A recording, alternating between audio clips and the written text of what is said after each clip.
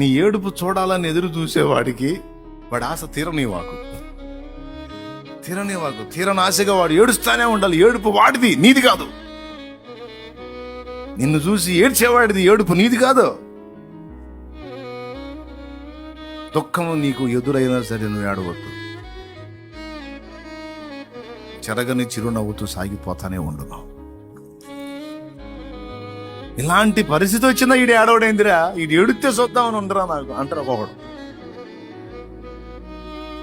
చివరికి ఏడవడేందిరా అని వాడు ఏడవాలా. ఎప్పుడు ఎడుతారో ఈడు ఏడవడేందిరా, ఏడవదేందిరా అని వాడు ఏడవాలి, నువ్వు ఏడవాలి.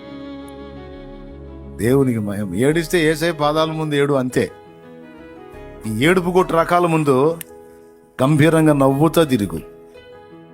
నేనంతే ఏడిపించా.